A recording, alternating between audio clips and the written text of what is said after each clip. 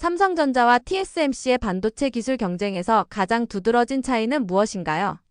네, 삼성전자 TSMC는 지금 가장 두드러진 차이는 첫 번째로는 뭐 점유율 차이가 너무 크게 납니다. 두 번째로는 실제 이제 만드는 어떤 제조 방식의 차이가 있을 수 있을 것 같은 두 가지를 말씀드려보겠습니다. 첫 번째는 경쟁력이 아직 25년 3분기 실적은 아직 나오진 않았습니다만서도 25년 2분기 트렌드폴스라는 회사 마켓 사이트에서 보게 된다면 TSMC가 70.2%, 삼성전자가 7.3%입니다. 9배가 넘는 형태의 어마어마한 경쟁력 차이를 놔두고 있고, 레베뉴 차이가 너무 많이 나고 있는 상태입니다. 근데 이건 어떤 이유 때문에 그러냐? 결국에는 선단 공정이라고 하는 GAA FAT이라고 하는 걸 만들어도 고객이 없다는 얘기죠. 네, 이런 형태의 이제 아픔을 겪고 있다. 오랫동안 TSMC는 지금 GAA FAT 2나노, 3나노 만들지 않더라도요, 그 앞선 공정, FinFET이라고 하는 공정을 통해서 3나노에서 어마어마한 성과를 거두고 있는 게 사실이긴 합니다. 그래서 그런 것들이 실제로 점유율 차이는 곧 무엇이냐? 아무리 선단 공정을 앞서가더라도 고객들이 기본 레퍼런스와 주도하는 회사가 TSMC라는 건 다들 알고 있는 상태거든요. 그것에 대해서 실제적으로 고객도 없기 때문에 만들 수도 없고, 그래서 수익률하고 점유율 차이가 크게 난다라고 말씀드릴 수 있겠고, 두 번째로는 말씀드렸다시피 생산 과정의 차이가 많이 있습니다. 이거는 이제 기존에 여러분께서 많이 들어보셨겠지만 삼성전자는 고객과 경쟁한다. 왜냐면 설계와 생산을 다 쥐고 있다. 그다음에 TSMC 같은 경우는 실제로 생산을 하고 설계하는 회사한테 믿음을 준다. 신뢰감이 있다 없다라고 하는 거. 맞으면은 생산 방식에 있어서 삼성전자는 그동안에 설계 생산을 다 하려고 하고 업계에서 다 먹으려고 했던 욕심이 굉장히 많았는데, TSMC는 굉장히 자기가 잘하는 것을 글로벌 협력을 통해서 이렇게 생산을 같이 나누었다고 볼 수가 있을 텐데, 이런 것들 때문에 지금 특히 삼성전자가 이제 몇 번의 사태들, 특히 이제 GOS 사태 등을 통해 가지고 업계 신뢰 많이 잃었고, 그래서 이제 25년 2분기 때도 최악의 성적을 많이 거뒀었습니다. 이런 형태가 지금 이 반도체 산업에서는 어떤 느낌을 가지게 됐냐면은 고객과 신뢰가 없다라고 하는 측면은 지금은 불식됐습니다. 신뢰가 없는 문제가 아니라 실력이 없는 게 앞서 있는 게 있다고 있을 것이고요. 근데 여기서 좀 고문적으로 바뀌고 있는 게 무엇이냐? 여러분께서 많이 보시겠지만 요즘에 뭐가 나왔냐? 테슬라 수주가 몇 개 나왔죠. AI6 칩 나왔고요. TSMC가 만들던 AI5 칩도 삼성에 맡기려고 하는 것들이 나왔습니다. 왜 그러냐? TSMC는 생산을 중심으로 딱 돼 있는데 삼성전자는 거기서 딱 아주 장점이 하나 생겼어요. 반도체를 다 만들 수 있어요. 그러니까는 아이디어만 있으면 다 만들 수 있답니다. 그럼 무슨 얘기냐? 아이디어가 있어요. 회로도 같은 게 있어요. 근데 이것을 설계도까지 만들고, 설계도라고 공정 만들 수 있게 만들고, 이거를 패키지까지 하고, 가장 중요한 게 요즘에 메모리가 다 있다고 하는 거. 소위 턴키 솔루션이라고 하는 게 지금은 굉장히 중요해졌습니다. 왜냐하면 반도체 제품이 예전에는 메모리, 시스템 반도체가 정확히 딱 나눠졌거든요. 근데 지금은 워낙에 시스템 반도체가 AI화가 많이 되고 HBM 중심으로 하는 메모리도 파운드리가 되면서 얘네들이 막 섞이고 있어요, 지금 막. 그래서 삼성이 갖고 있었던 다할래라고 했던 이 솔루션이 신뢰감 없다는 게 아니라 턴키가 돼버렸습니다. 이런 것들을 봤을 때 TSMC 갖고 있는 파운드리 생산이라고 하는 게 너무나도 강점이긴 하지만, 여기가 메모리라고 하는 이것을 만들 수 없는 현재 TSMC 상태, 그 메모리와 시스템 반도체를 겹칠 수 있게 복합화되어 있는 상태에서 삼성전자가 나름의 다른 자리가 있지 않을까라고 볼 수 있을 것 같아요. 좀 달라진 점을 여기 말씀을 드릴 수가 있겠습니다.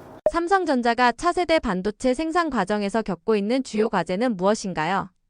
네, 일단은 첫 번째로는 1번, 아까 말씀드렸다시피 GA FAT을 만들어도 불구하고 고객이 없다 라고 하는 문제가 있고, 두 번째로는 수율 문제. 이 두 가지를 다 말씀드릴 수밖에 없겠죠. 첫 번째는 고객이 없는 거의 문제는, 삼성전자는 계속적으로 어떤 형태를 할 것이냐면은, 일단은 이 2026년도에 그러니까 삼성전자는 GA FAT이라고 하는 2나노 개발을 2024년 말부터 진행을 했었고 고객들은 찾고 있는 상태였었습니다. 그 다음에 이제 그래서 성공했던 건 무엇이냐? 여러분 폰에서 보시면 이거 접는 폰 있죠? 갤럭시 플립 7에서 GA FAT 3나노를 적용을 했고, 그 다음에가 이제 테슬라 수주를 통해 가지고 GA FAT 2나노를 저기 미국에 있는 테슬라 테일러 팹에서 만들기로 진행을 했습니다. 말하자면은 주요 고객들을 확인하고 있고, 지금도 퀄컴이랑 계속 협상 중에 있습니다. 이런 것들이 이제 있다고 말씀드릴 수가 있겠고, 그래서 GA FAT에 대한 고객들을 확보하는 게 급선무라고 볼 수가 있겠습니다. 근데 이게 이 GA FAT이라고 하는 독특한 형태의 소자라고 하는 것이 삼성전자한테는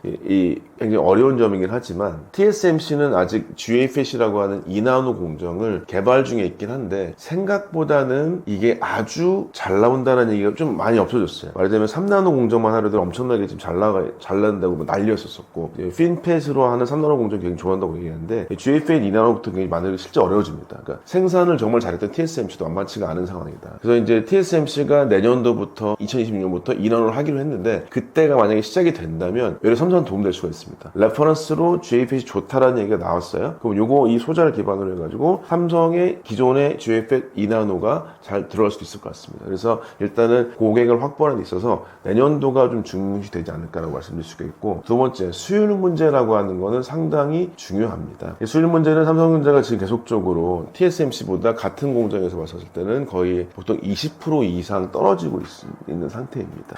제가 오늘 몇 번 말씀드렸는데 이 수율 문제는 간단한 문제가 아니라서 이 설비 간에 수천 대의 설비가 동일하게 움직여야 되기도 하는 상태가 있겠더라가 있습니다. 근데 지금은 어떤 게 어렵냐, 예를 들면은 TSMC는 그동안 이 파운드리 돈을 되게 잘 벌었거든요. 말하자면 TSMC는 수주가 있으면, 말하자면 3나노 수주가 엄청나게 많아졌어? 그러면은 3나노를 만들기 위한 팹을 따로 줘버립니다. 그럼 여기는 3나노야, 아주 많이 해봤자 하나밖에 안 만들어. 여기는 12나노야 라고 정해져 있거든요. 근데 삼성전자는 아쉽게도 수주가 많이 있지 않다 보니까 한 팹에서 2나노, 3나노, 7나노, 5나노를 다 해요. 그럼 이거는 장비 한 대가 진행해야 될 공정이 너무 많아지는 겁니다. 그러면 여러분 생각해보세요. 한 제품이 이것저것 다 써야 돼요. 말하자면 PC로 보자면 윈도우 창을 다 막 열어놓는 겁니다. 그럼 중간에 꺼지겠죠. 성능이 안 좋아져요. 유지보수 어렵습니다. 그러니까 매출이 덜 나오니까 투자를 많이 할 수가 없고, 그러다 보니까 팹 하나에서 이거저걸 다 만들어야 돼요. 이 생산 과정이 바로 수율에 굉장히 어려움에 분명히 있겠다라고 얘기할 수 있어서, 그래서 이제 실제 보관이 미국에서 짓고 있는 테일러 팹이라고 말씀드렸죠. 그게 2나노 공정을 집중적으로 하겠다라고 하는 걸로 되어 있는데, 생산 기술이, 수율 기술이 TSMC보다 좀 어렵다 할지라도 한 라인에서 동일한 제품을 많이 만들 수 있는 형태가 된다면 삼성전자가 좀 약간의 선후계 기회가 될지 않을까. 그래서 이제 삼성전자의 2나노 기술인 테일러 팹이 그렇게 중요하다고 볼 수가 있겠고, 그거는 이제 아시겠지만은 26년 말 정도나 27년 정도 때 실제 제품이 생산된다고 말씀드릴 수 있겠습니다. 그래서 첫 번째로는 고객 확보가 어렵다. 이거는 26년도에 레퍼런스를 많이 만들어서 가능할 수 있겠다. 두 번째, 생산에서는 너무 한 라인에서 다양한 제품 만들기 때문에 수요 확보가 어렵다. 이것은 단일 팹 같은 거를 지금 집중하고 있기 때문에 그것들에 대해서 우리가 한번 기술 향상 같은 것들을 한번 고민해 봐야겠다라고 말씀드리겠습니다. 글로벌 고객 확보 경쟁에서 삼성전자는 어떤 접근 방식을 취하고 있나요?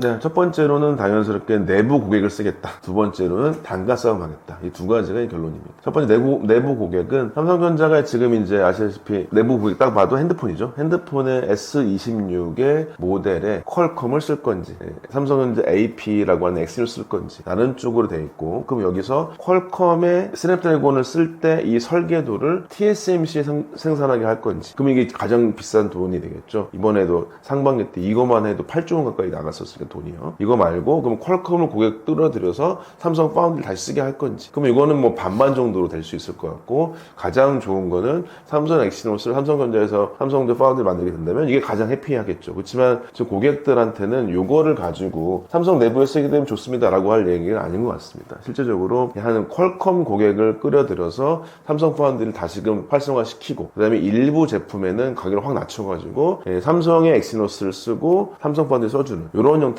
파운드리는 삼성 쪽으로 최대한 들어가고, 설계하는 제품들은 그 성능에 맞춰가지고 울트라 모델이나 뭐 플래그십 모델 같은 거에 격차를 둔다든지 이렇게 진행하는 편이 낫지 않을까 생각이 들어서, 일단은 고객의 내부 고객 확보를 해주고 거기에서 파운드리 고객의 위치를 최대한으로 해보는 것들을 하려고 한다라고 볼 수가 있겠고, 거기에 가장 대표적인 방식은 여전히 가격입니다. 실제로 저도 몇 번 말씀드렸지만 보통 30% 좀 싸거든요. 3나노 고객가 TSMC가 뭐 100억이면은 삼성전자 70억입니다. 그러니까 이제 지금의 고객 확보가 삼성전자 파운드리 매출에 엄청나게 갑작스러운 신장은 아닐 거일 가능성이 높습니다. 아직까지는 이제 만만치는 않고요. 결국에는 삼성전자 같은 경우는 이 고객 확보를 통해서 더욱더 레퍼런스를 쌓고, 그 다음에 가격을 단가를 낮추고, 이런 방식을 통해서 TSMC 고객을 끌어오는 방식도 있겠다라고 얘기할 수 있겠고, 또 바로 말씀드리겠지만은 이때 바로 테슬라라는 회사가 갖고 있는 이 전장이라는 거죠. 말하자면 현재 우리가 엣지 디바이스라고 하는 것의 고객들이, 이 TSMC는 계속적으로 애플의 모바일 폰과 GPU라고 불려지는 엔비디아, 이 두 회사에 너무 집중하고 있어요. 근데 여기는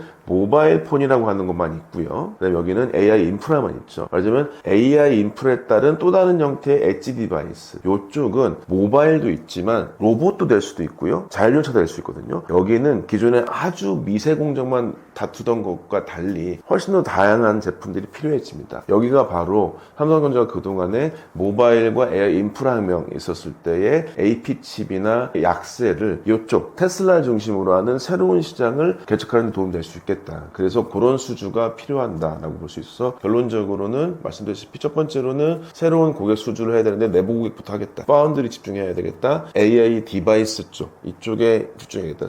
그 다음에 결국에는 가격 단가를 낮춘 다음에 고객 확보하겠다라는 방식을 말씀드리겠습니다. 반도체를 조립하고 연결하는 첨단 패키징 기술에서 삼성의 강점은 무엇인가요? 네, 일단은 첨단 패키지라고 하는 게 우리가 어드밴스드 패키지라고 말씀드릴 수가 있겠고, 삼성의 강점은 크게 보자면은 어드밴스드 패키지 레벨과 기존의 공정 두 가지로 나눠보도록 하겠습니다. 첫 번째 어드밴스드 패키지에서 몇 번 말씀드렸지만은 어드밴스드 패키지가 이게 웨이퍼 위에다가 반도체 다이를 다 붙여놓고 진행하는 웨이퍼 레벨 패키지하고 이렇게 큰 패널이죠. 직사각형의 패널에서 이렇게 반도체 붙여주는 패널 패키지. 그래서 WLP와 PLP라고 하는 두 가지 기술이 있는데 삼성전자가 2026년 정도부터는 이 WLP와 PLP 두 개 다 굉장히 확장시킬 예정인데 TSMC는 얘기하자면 뭐가 안 좋냐면은 PLP 기술이 없어요. 근데 이게 어떤 형태의 확장이 될 수 있냐면은 여러분 보시면 현재 이 웨이퍼 공정에서 TSMC가 쓰는 공정 이름을 혹시 들어보셨겠지만은 칩 온 웨이퍼 온 서브스트레이트라서 코오스라고 하는 게 있습니다. 이 그 웨이퍼가 뭐냐면 실리콘 인터포저라고 해서 웨이퍼거든요, 실제는. 근데 여기서 반도체 GPU 같은 고성능 칩이 커져요. 지금은 이제 우리 2024년도에 나왔던 칩 같은 경우는요, 칩 하나 크기가 8cm인데 8cm. 그러면요, 요 가로 8cm, 세로 8cm예요. 그러면 웨이퍼가 직경이 3cm예요. 30mm니까. 그럼 여기에 칩이 9개밖에 안 나와요, 거의. 내년도에 어떻게 되냐? 그러면 얘가 하나에 10cm가 되거든요, 칩이. 그럼 여기는 9개 더 안 나와요. 그러면 귀퉁이가 다 낭비죠. 네, 이런 형태가 됩니다. 근데 PLP는 더 많이 나옵니다, 칩이. 그래서 이 PLP라고 해서 이게 WLP 기반보다 훨씬 더 다양한 형태의 패키지가 가능하게 되게 된다고 볼 수 있겠죠. 단가도 싸질 수가 있겠습니다. 그래서 이 PLP 기술이라고 하는 것들 우리가 여전히 좀 집중해서 볼 필요 있겠다. 지금 당장 매출은 아닙니다. 왜냐면은 삼성전자가 이 코어스 같은 거 정도로서 만들려고 하는 게 바로 아이큐브라고 얘기합니다. 아이큐브가 코어스라고 하는 건 업계에서는 보통 우리가 2.5D라고 합니다. 그러면 2D 말고 2.5D가 뭐냐면은 실리콘 웨이퍼라고 하는 인터포저 쓰는 게 2.5D거든요. 3D는 이거 없이 원래는 이렇게 된 거죠. 2.5D는 메모리 반도체, 바로 이제 메모리 반도체 HBM, 그다음에 여기에 GPU, 아래가 실리콘 웨이퍼. 이게 2.5D입니다. 그다음에 여기가 이제 패키지 서브스트레이트인데 이게 2.5D는 거. 3D는 뭐냐면 이상적으로 봤을 때는 서브스트레이트 있고 여기에 시스템 반도체 바로 위에 HBM 이런 것들이 붙여주는 거거든요. 이게 3D 패키지인데 이건 되게 어렵습니다. 그래서 삼성전자는 2.5D를 i큐브라고 불려주고 여기 있는 3D 패키지를 x큐브라고 얘기하는데 여기에 대해서는 기술력이 있는 편이고 2.5D나 이런 데에서도 이 넓게 패키지할 수 있는 기술이 있겠다라고 말씀드릴 수 있을 것 같아요. 그래서 이제 일단은 다양한 패키지, 특히 넓어진다는 얘기는 뭐냐면 기능들을 더 복합적으로 만들 수가 있겠다라고 얘기를 드릴 수 있겠고, 두 번째 기술력을 봤을 때 결국에는 메모리 반도체와 시스템 반도체를 둘 다 갖고 있기 때문에 이것이 상당히 강점일 수 있겠다라고 얘기 드리는 겁니다. 무슨 얘기냐면 우리가 이제 HBM 얘기한 다음에 HBM 쪽으로 보자면은 이제 우리 다이를 봤을 때는 HBM4부터는 로직 다이가 필요한데 하이닉스는 어떻게 하죠? 로직 다이 못 만들어요. 그러면 패키지를 만들고 있다가 로직 다이 만들어서 붙여야 돼요. 네, 그러면 이게 뭐죠? 여기만 해도 거리가 굉장히 멀죠. 대만으로 가서 오거나 대만에서 만드는 걸 붙이거나 이런 느낌이거든요. 이거는 굉장히 어렵습니다. 근데 삼성전자는 내부의 메모리 반도체, 파운드를 다 같이 할 수 있겠죠. 이런 것들이 장점 때문에 특히 이것이 굉장히 강점이 되겠다. 무슨 얘기냐면 이번에 반도체 소위 스펙을 정하는 제덱이라는 사이트가 있습니다. 그럼 거기에는 엔비디아, 여기 IBM 모든 전자회사 다 모이거든요. 그래서 이때 원래는 메모리 반도체랑 시스템 반도체의 스펙만 정했었는데 이번에 뭐 하게 됐냐면은 PIM이라고 해서 프로세스인 메모리라 해서 메모리 속도가 너무나 느리니까 메모리를 중심으로 시스템 반도체 설계하자라고 하는, 말하자면 여기는 메모리 회사에 되게 유리해지는 거겠죠. 이것에 대해서 제덱의 스펙을 만들기 시작했습니다. 무슨 얘기냐? 규격이 만들어지게 되면은 이게 생산 가능할 수도 있거든요. 그럼 이때 이런 PIM 같은 건 결국에는 삼성이 가장 장점을 가질 수 있을 것 같아요. 그래서 메모리와 시스템 반도체 둘 다 있는 회사에서 이걸 같이 만들 수 있는 패키지 기술은 상당히 의미가 있겠다. 결론적으로 어드밴스 패키지에 웨이퍼렐 패키지, 패널 패키지 강점이 있다. 두 번째로는 메모리 시스템 반도체를 둘 다 만들 수 있기 때문에 거기도 강점이 있겠다라고 말씀드릴 수 있겠습니다. 가격 경쟁이 아닌 기술 경쟁 측면에서 삼성전자가 주목하는 부분은 무엇인가요? 앞서 말씀드렸다시피 결론적으로 가장 강점인 메모리 반도체가 있는 것이고 그 메모리 반도체가 지금의 AI 반도체에서 가면 갈수록의 정보의 양을 불러오는 게 너무 중요한 것이고 모든 속도의 가격에 지금 반도체가 굉장히 중요합니다. 특별히 이번에도 나온 게 뭐냐면 실제로 여러분들 그 기술로 봤을 때 브로드컴이 굉장히 요새 주가가 많이 올라간 가장 큰 이유는 브로드컴은 실제 칩 설계 기술이 있는 게 아니라 원래 브로드컴이 약간의 통신회사 같은 느낌으로 보시면 될 것 같아요. 그래서 GPU랑 HBM 사이에 아니면 칩과 칩 사이에 여기에 속도를 높여주는 기술이 아주 뛰어납니다. 메모리 데이터를 읽어서 전송하는 것이 뛰어나거든요. 무슨 얘기냐면 그럼 여기가 뛰어나다는 얘기는 무슨 빠르다는 얘기 무슨 얘기냐면 얘네들이 실제로 칩을 만들어줄 때 여기에 메모리끼리의 속도뿐만 아니라 얘네들의 전력량을 낮출 수가 있습니다. 무슨 얘기냐면은 기술 경쟁력에서 지금은 메모리 칩을 갖고 있다고 하는 것들이 간단하게 속도가 빠르니 좋다는 측면뿐만 아니라 토탈 코스트 측면에서 전력에도 크게 도움이 많이 되게 되어 있습니다. 그래서 요즘에 새롭게 나오는 제품들이 물론 HBM이라고 하는 프로세스 니얼 메모리, PIM 이게 굉장히 중요하긴 하지만 CXL이라고 해가지고 CXL은 뭐냐면은 메모리 모듈 몇 개를 깔아놓은 건데 이거는 한마디로 얘기해서 여기 시스템이 컴퓨터가 막 멀리 있어요. 근데 여기서 공통적으로 써야 될 정보 같은 거를 여기 저장해 놓습니다. 약간 저장소 같은 거거든요. 근데 여기에 돼 있으면은 딴 것보다 훨씬 더 전력 소모가 줄어듭니다. 이런 것들이 있습니다. 그래서 첫 번째로는 메모리가 엄청나게 강하기 때문에 이런 것들 때문에 속도에 관련해서 장점이 있다. 그것도 이제 PIM까지 연결되는 거고 두 번째로는 이런 것들 때문에 전력량의 소비에 있어서 굉장히 중요할 수밖에 없겠다라고 말씀을 드리는 것입니다. 그래서 이제 전력 소비와 속도 측면에서의 삼성전자가 갖고 있는 장점이 있다라고 말씀을 드릴 수 있겠습니다. 향후 삼성전자가 글로벌 파운드리 시장에서 점유율을 높이기 위한 관건은 무엇인가요?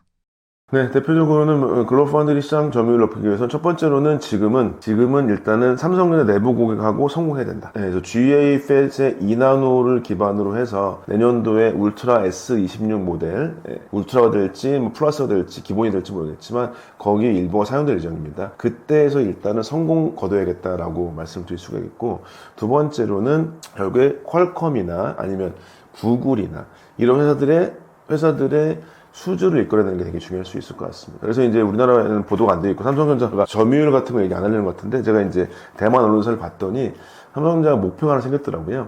2027년까지 시스템 반도체 점유율을 20%까지 올리겠다라고 하는 것들이 어느 정도 기사화된 게 좀 있습니다. 그걸로 친다면 기본적으로 현실적으로는 일단은 삼성 파운드리죠. 삼성 파운드리가 삼성의 핸드폰 말하자면 MX 부분이죠. 이쪽에 DX 부분 쪽 말하자면 모바일뿐만 아니라 소비자 가전 쪽까지 해가지고 이쪽에 일치화된 실리콘을 만들 수 있도록 해서 삼성 내부적으로 일단은 마켓을 키워야겠다. 그 다음에 두 번째로는 빅테크 회사 AI 6칩 만든 테슬라뿐만 아니라 현재 협상하고 있는 퀄컴 그 다음에가 이제 이 TPU가 나왔죠. 구글에서요. 구글 TPU가 여러 가지 형태가 있긴 하지만 결국에는 TPU 칩이 TSMC 가서 생산할 때는 엔비디아에 밀려요. 구글은 답답하죠. 네, 그래서 여전히 구글도 삼성전자에 특히 패키지 쪽이 또 되게 집중해서 만들기도 하고 그렇습니다. 그래서 그런 것들 해서 대표적으로 빅테크 회사들에 대해서 수주를 이끌어내야겠다. 이런 것들을 통해서 우리가 확보를 하는 게 필요하지 않을까라고 말씀드릴 수 있겠습니다. 최근 삼성전자 주가가 강세를 보이는 가장 큰 이유는 무엇인가요? 네, 일단은 지금 요새 주가를 보시게 된다면 물론 이제 등락이 하이닉스 되게 왔다 갔다 크게 왔다 갔다 거리고 삼성전자는 조금 올라가는 측면이 더 강한 거라고 볼 수 있을 것 같습니다. 그런 가장 큰 이유는 결국에는 삼성전자는 그동안에 소위 AI 사이클의 영향을 못 받았던 기업이었던 거죠. 근데 그게 AI 사이클의 영향을 받았다는 것이 이제 나타났습니다. 첫 번째가 바로 3분기 있었던 HBM3E 제품에 대해서 엔비디아 승인이 있었다는 것이 이제 확정적이었고 그 전에도 있었던 회사들에 대해서도 HBM 점유율이 올라갔습니다. 그러니까 25년 2분기 때는 하이닉스가 62, 그 다음에 마이크론이 21, 삼성전자 17이었거든요. 최악이었죠. 이것이 이제 아직 정확히 계산되지 않지만 이제 삼성전자가 뭐라고 그랬냐면은 3분기 실적 발표할 때 자기들이 기존 대비 80% 올라갔다 그랬습니다. 그러면 이게 계산해 보시면은 현재 상태에서는 하이닉스가 한 55, 삼성전자가 25, 마이크론은 21 정도 된 것 같아요. 17, 28 있는 거거든요. 그러니까 얘네가 좀 많이 올라갔어요. 그래서 HBM의 일단 승인 여부가 커다라고 볼 수 있겠고, 두 번째로 당연스럽게 이것에 따라서 갑작스럽게 AI뿐만 아니라 데이터 센터들을 기반으로 하는 것에 단품 수요가 갑자기 올라갔다라고 하는 것이 두 가지가 있겠습니다. 그래서 단품의 DRAM 가격, 특히 가장 비싸게 올라간 거는 점점 안 만들려고 했었던 DDR4라고 하는 가격이 DDR4 8기가가 1.25불이었다가 지금은 7배가 올랐거든요. 지금 만들어지고 있는 DDR5 쪽도 6배가 올랐습니다. 말하자면 이 얘기는 당장에 지금 이 메모리 품귀 현상이 사라지지 않을 것이다라는 얘기가 분명히 있는 것이죠. 그래서 지금 이미 여러저러 보도 보셨겠지만은 27년뿐만 아니라 이제는 더 많이 필요하다라는 얘기가 나왔고, 삼성전자 같은 경우도 2004분기 때 10월 달에는 가격을 안정하고 물건만 줬습니다. 그래놓고 11월 때 가격을 하겠다 뭐 이런 얘기를 했어도 빨리 주세요 뭐 이런 얘기 했을 정도로 해서 대표적으로 AI 사이클에 못 탔다가 그 다음에가 AI 사이클이랑 상관없이 메모리를 니즈로 해주는 데이터 센터의 변경점이 왔는데 거기서 단품이 굉장히 커졌고 이것의 두 가지의 사이클을 받았다라고 볼 수가 있겠습니다. AI 반도체용 HBM과 일반 D램이 동시에 주목받는 이유는 무엇인가요? 네, 일단은 AI 반도체용 HBM은 계속적으로 인프라용 AI 쪽으로 많이 쓰이고 있는 거는 굉장히 중요할 것이고요. 근데 HBM은 결국에는 AI 활용될 때 학습과 추론으로 봤었을 때 학습 측면에서의 많았던 거고, 트레이닝이기 때문에 데이터가 굉장히 많이 필요했기 때문에 메모리가 한꺼번에 있어서 양을 많이 넣을 수 있는 형태의 학습용 HBM이 많이 필요했다고 볼 수가 있을 것입니다. 그런데 지금 이제 엔비디아, GPU를 만드는 엔비디아뿐만 아니라 ASIC을 만드는 TPU나 NPU 회사들 등등 포함해서 어떤 게 시작됐냐? 바로 추론 시장이라고 하는 게 시작이 되기 시작했습니다. 그러면 추론은 무엇이냐? 기존에 학습된 내용을 기반으로 해서 고객이 넣는 데이터를 넣어서 이것과 학습된 망이 만나서 얘네들을 실제로 어떻게 성능을 만들고 효과를 낼 것인가의 문제인데, 이 속도는 HBM보다 당연스럽게 단품 D램이 많이 좋습니다. 그래서 실제로 봤을 때는 학습용 HBM과 D램에서의 추론용의 단품 D램이라고 하는 게 훨씬 더 늘게 됐고, 지금 대표적으로 단품 D램은 우리가 GDDR7이라는 제품을 많이 팝니다. 이 제품의 60% 이상은 삼성전자가 지금 엔비디아 납품을 하고 있고, 당연스럽게 이 모든 반도체 AI 반도체 회사들은 메모리 가격을 낮추고 싶거든요. 지금 HBM 여러분 한 톨이 요만한 거 한 톨, 그러니까 HBM3E가 지금 보통 500불 정도 해요. 그럼 이게 70만 원 정도 되거든요. 근데 지금 HBM3E가 GPU 있죠? 거기에 8개 들어갑니다. 그럼 그거 가격만 하더라도 5천만 원, 아니고 500만 원이 넘어갑니다. 그러면 얘네가 GPU를 아무리 비싸게 팔더라도 엄청나게 단가가 높은 거죠. 1cm도 안 돼, 1cm 정도 되는 칩입니다. 그 정도가 되기 때문에 굉장히 고가로 팔리기 때문에 HBM 말고 이거보다 더 가볍게 만들 수 있지만은 최적화할 수 있는 게 없을까, 이런 것도 있을 것이고요. 여러분도 기억하시겠지만 텐스토렌트 짐 켈러라는 분이 있죠. 그분이 뭐라 그랬습니까? HBM 필요 없어. 우리 같은 경우는 DDR 단품만 해도 되는데 왜 이렇게 했지? 뭐 이렇게 얘기할 정도가 있죠. 그래서 그런 것들을 본다면 일반 D램 같은 경우가 추론뿐만 아니라 최적화된 AI 칩에도 활용될 수가 있겠다. 그래서 크게 보자면은 HBM 학습 추론도 있는 것이고요.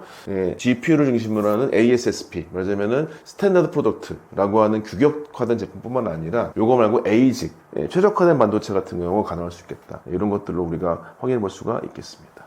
범용 메모리 가격 변화가 삼성전자 실적에 어떤 영향을 주고 있나요? 네, 범용 메모리 가격 변화는 특히 DDR4 같은 경우는 연초 대비해서 7배 이상 상승했고, DDR5는 지금 계속 물량이 아예 없습니다. 이런 상태인 것이고, 이게 이제 첫 번째는 이제 물량이 없다라고 하는 게 있는데, 그 물량이 없을 때 누가 가장 수혜가 많느냐? 몇 번 말씀드렸지만은 삼성전자가 전체 메모리 시장의 보통 한 40%, 하이닉스가 30%, 20%, 나머지 중국이 한 10%, 중국 기타 등등 회사가 4-3-2-1인데, 특히 HBM 수혜 받았던 하이닉스와 마이크론은 여기에 절반 이상의 캐파를 다 없애버렸습니다. 게다가 마이크론은 어떻게 얘기했죠? 이제 우리 단품 시장 안 할래, HBM 집중할래 라고 선언했습니다. 물론 단품 시장이 있긴 하지만 뭐한다? 소비자용 단품은 안 할 거야 라고 얘기했어요. 여전히 이것도 있죠. 그래서 여러분 기억하시겠지만 지금 용산에서 칩 구하기 어려워요. 저도 요즘에 뭐 비즈니스 안이라고 해가지고 그 GPU 같은 거나 이런 거 좀 살려고 했더니 2달 전보다 컴퓨터 가격이 100만 원 올랐습니다. 그게 소비자한테까지 영향이 있을 정도로 엄청나다고 할 수 있겠죠. 그렇기 때문에 이 기존의 HBM으로 먹게 먹혀 들어갔던 수요, 생산량이 나머지가 더 어디 있냐? 삼성전자에 있습니다. 지금 이제 HBM 같은 경우가 실제로 26년 정도에는 하이닉스가 보통 한 5, 삼성전자가 한 4, 아니 좀 조정되겠지만 아니 너무 많이 썼네요. 제가 보통 하이닉스가 한 4.5, 삼성전자 한 3.5, 마이크론이 보통 한 2, 나머지가 이제 회사들일 것 같습니다. 이렇게 돼 있는데 이게 2017년 정도에는 삼성전자나 하이닉스가 거의 동등하다고 얘기가 좀 돼 있을 정도입니다. 근데 그렇더라도 계속적으로 나머지 범용품 같은 경우는 수혜는 삼성전자가 가장 강하다가 있겠죠. 게다가 여기 삼성전자의 재무제표에 영향을 주는 가장 큰 이유는 HBM은 공정이 복잡해서 이거는 삼성전자 하이닉스뿐만 아니라 모든 회사가 공정 단가가 생각보다 되게 높습니다. 왜냐하면 불량이 되게 자주 발생하거든요. 근데 디램 단품은 수율이 하나 좋으면 계속 좋아져요. 그렇기 때문에 생산 단가가 훨씬 더 싸질 수밖에 없겠다. 그러니까 더 이익률은 올라가겠다고 말씀드릴 수가 있겠죠. 그래서 지금 통상적으로 HBM의 영업이익률을 하나 팔면 50% 남아요 얘기하는데 단품이 얼마큼 남는다? 기사에 따르는 단품이 하나 팔면 70% 남다는 까지 있습니다. 그 정도까지 이익률이 높다고 볼 수가 있겠습니다. 그래서 캐파 증설에 있어서 캐파의 양이 범용 메모리 삼성이 제일 많다. 게다가 여기에 이익률도 높다. 이 두 가지 모두 다 삼성이 수혜가 된다고 말씀드릴 수가 있겠습니다. 삼성전자의 메모리 사업이 구조적 성장 단계에 진입했다는 평가는 어떤 의미인가요? 네, 이 구조성장이라고 하는 결국에는 우리가 이 주식으로 보자면 결국에 다른 평가를 받을 수가 있느냐 여부일 것 같습니다. 그 여부는 일단 사업상의 문제가 있고 두 번째로는 실제적으로 얘네가 주식 가치상의 문제가라고 볼 수가 있습니다. 문제라고 하면 좋은 점입니다. 사업 구조상 문제는 아까 말씀드린 잠깐 종합하자면 AI 사이클이 하나가 있고 그 다음에 기존의 시스템, 인프라 사이클이 있다는 것이죠. AI 사이클과 인프라 사이클에서 인프라 교체는 2017년 정도 때는 새로운 비즈니스였습니다. 근데 이거를 교체한다고 하는 거는 기존의 인프라를 바꾸는 정도이기 때문에 좋다라고 볼 수 있겠지만 여기 뭐가 있다? 바로 AI라고 하는 엄청난 형태의 구조가 하나 생긴 것이죠. 얘네가 인프라로 끝나버릴지 아니면은 피지컬 AI, 우리가 알고 있는 또 다른 형태의 디바이스 나올지는 또 다른 형태의 가능성입니다. 요게 돼버리면 뭐 끝도 없는 거죠. 어떻게 될지 모릅니다, 실제로. 요게 폭발된 건 우리가 기억하시겠지만 닷컴 버블 다음에 닷컴 버블 때 다 죽고 뭐가 그 다음에 나와서 뜬 거냐면은 애플의 모바일 폰이 나와서 끝나버린 것이죠. 이것 때문에 엄청나게 커져버린 시장이 돼버린 것입니다. 말하자면 AI 판이 깔렸어요. 이 끝이 아니라 애플 모바일 같은 엣지 디바이스 같은 게 나온다. 그러면 이제 AI 사이클은 끝도 없어집니다. 말하자면 그게 산업의 사이클 커진다라고 하는 게 하나가 있고, 두 번째로는 이게 더 큰겠죠. 메모리 산업이 기존에 소위 얘기해서 천수답이라고 말씀 몇 번 드렸었을 것 같아요. 하늘에 부르면 대답을 한다. 말하자면은 전자산업 사이클이 좋으면은 잘 팔렸다가 그래서 투자했어요. 투자하게 되면 갑자기 사이클이 끝나버렸어. 그러면 급격히 하락해버렸어. 가치가 너무 널뛰기 했던. 그래서 이제 저도 회사에 있을 때 항상 천수답을 어떻게 해결해 봐라 이런 얘기 했는데 요즘 해결이 되고 있습니다. 그 왜 그러냐? 메모리를 무턱대고 만들던 시기에 방식을 안 하고 있습니다. 물론 여기에는 중국이 좀 위험해요. 중국이 설비를 많이 높여가지고 우리는 삼성보다 3년 정도 뒤져 있긴 하지만은 메모리 저가품을 만들고 있긴 합니다. 중국의 위험을 제외하더라도 기존의 회사들이 어떻게 한다? 이제는 장기 계획을 하자고 나오고 있죠. 말하자면 롱텀 어그리먼트 LTA라고 합니다. 이건 뭐냐면 메모리 단품을 만들어도 기존처럼 생산 중심이 아니라 수요 중심과 수주 중심 바뀌었다는 거죠. 이 수주 중심 바뀌었다는 얘기는 이제는 TSMC처럼 이제는 메모리 수요가 늘었대. HBM 공장이 생겨야 된대. 그러면 그때 투자가 들어가는 겁니다. 당장 오늘도 아침에 기사 봤더니 삼성전자 평택의 P4, PH2라고 하는 이제 P4라고 하는 큰 라인의 어떤 부분이 있는데 여기를 HBM4로 개발하겠다고 이번에 계획이 나왔습니다. 무슨 얘기입니까? 그럼 HBM4에 수요가 생겼다는 거예요. 왜냐면 이제는 수요 맞춤형으로 투자가 들어가기 때문에 이제는 뭐 한다? 예전에 잘 만들어야지 해가지고 확 만들었다가 확 꺾여지는 이런 형태의 큰 사이클에 대한 천수답식이 어쩜 해결할 수도 있겠다. 이런 것들의 그 사이클, 슈퍼 사이클이 아니라 TSMC처럼 계속적으로 올라가는 형태. 이번에 TSMC가 25년 3분기 때도 대만 디지타임즈를 확인해 봤더니 이번 3분기도 AI 영향에 따라서 역대 세 번째 매출로 기록했답니다. TSMC는 흔들림이 없어요. 왜냐면 여기는 물론 여기가 기술력이 좋아서 그렇기도 하지만 수주를 받기 때문에 수주가 없으면 안 만들면 된다는 것 같고요. 이것의 단계가 메모리가 된다고 하면은 엄청난 일이겠죠. 근데 지금 메모리 회사들이 이 방식을 조금 학습하고 있고 지금 게다가 메모리 품귀가 되다 보니까 롱텀 어그리먼트가 가능해졌다. 그래서 지금 예를 들면 샤오미나 애플 아직 확실하지 않습니다만서도 여기서 2년 계약했다는 얘기가 있죠. 그럼 삼성 메모리를 만드는데 2년 족족 살아갈 사람이 있어요. 나머지 기다리라 그래. 아니면 이제 TSMC처럼 패스트 트랙 끌려면 돈 더 내. 뭐 이렇게 나오는 것이죠. 그러면 이제 수주 방식을 가질 수 있다. 그러면은 기존의 삼성전자를 평가하던 천수닥 방식은 불안하니까 어려워요. 계속 이익이 간다? 그러면 이게 주가 측면에서도 충분히 엄청나게 도움된다라고 볼 수 있겠습니다. 환율, 금리, 수출 규제 같은 외부 요인이 삼성전자 실적에 어떤 영향을 주고 있나요? 네, 환율과 금리와 수출 규제 이 세 가지는 상당히 중요하고 여기 중에서 여러분께서 많이 아실 것 같습니다. 근데 여기서 환율은 우리가 조금 달리 생각해야 될 것 같아요. 첫 번째 결론적으로 환율은 높을수록에 그러니까 우리나라가 같이 쌀수록에 한마디로 1,500이 가더라도 삼성전자가 유리합니다. 우리한테는 주식으로 봤을 때 이거 안 되는 거 아니야? 뭐 심각한 거 아니야? 생각하시겠지만 우리나라 화폐 가치가 싸지니까 단가가 싸져요. 삼성전자는 유리합니다. 그래서 여러분들 옛날 정부 때 뭐 했죠? 특히 어떤 그 뭐 기재부 장관이 뭐 했죠? 고환율 정책 했었어요. 왜요? 수출계 유리하라. 우리나라 개인 국민한테는 여행 가기 어려워지고 비쌉니다. 수입 단가 올라지거든요. 근데 수출이 많은 기업들은 환율이 올라가게 되면 유리해집니다. 삼성전자는 플러스 됩니다. 금리 같은 경우는 아마도 지금 이제 우리 FOMC에서 어떻게 얘기하냐면 아마도 금리 낮추려고 그러죠. 왜 그렇죠? 당연히 AI 회사들을 투자를 높이기 위해서. 우리 트럼프 대통령이 OBBA 법안이라고 What a beautiful 어그리먼트라고 얘기하죠. 금리를 최대한 낮춰서 AI 투자가 활성화되게 하고 빈부격차 같은 건 모르겠고 일단 키워줄게 라고 하는 거 나와서 금리가 낮아질 거죠. 금리가 낮아지게 되면 당연히 AI 인프라 투자가 커집니다. AI 인프라 투자가 커진다? 당연히 AI 반도체 사야겠죠. 그러니까 삼성전자 유리해집니다. 그러니까 환율이 올라가고 금리가 내려가는 거는 삼성전자는 굉장히 플러스 될 수밖에 없겠다. 하나가 수출 규제 문제는 분명히 있죠. 수출 규제는 당연스럽게 없던 관세가 생긴 거죠. 우리가 FTA를 통해서 미국의 0%였다가 15% 올랐습니다.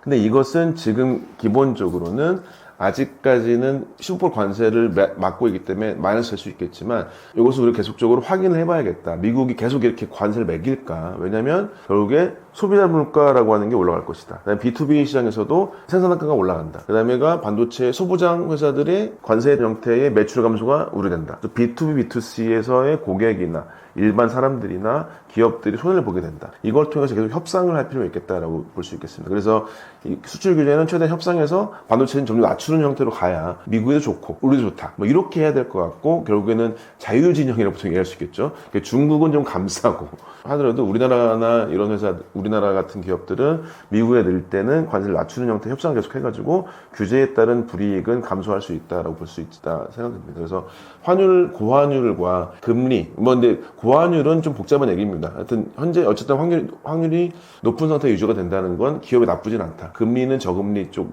금리가 내려갈 텐데 플러스 많이 된다. 투자가 들어갈 테니까 규제는 협상해야 되겠다라고 말씀드릴 수 있겠습니다. 내년 1분기 실적에서 투자자들이 가장 주목해야 할 부분은 무엇인가요? 결국에 내년에서는 우리나라 반도체 시장을 보자면 특히 삼성전자 같은 경우는 HBM4 승인 여부가 가장 중요할 것 같습니다. 지금 계속 솔솔 얘기 막 터져 나오고 있어요. 그 다음에 이제 특히 몇 회사들한테는 HBM4의 승인이 됐다는 얘기가 나왔죠, 이미. 이번 대표적으로 이제 엔비디아라는 회사하고 얼만큼 빨리 승인돼서 공급 결정할 것인가 문제입니다. 지금은 좀 물밀태선 게 나왔죠. HBM4라고 하는 것을 대표적으로 하이닉스는 아마도 가격 경쟁을 하고 있는 것 같다. 가격 싸움, 물량 싸움 같은 거 하고 있다라고 얘기가 되긴 합니다. 그래서 저도 이제 얼마 전에 확인한 내용인데 실제로 말씀드린 대로 반도체 제품의 HBM4가 삼성전자가 나쁘지 않다고 말씀드렸던 이유가 그 단품이죠. 단품이 D1C 6세대 제품이고 하이닉스 D1B라고 하는 5세대 제품. 여기 차이가 납품이 되게 차이 많이 납니다. 생각보다.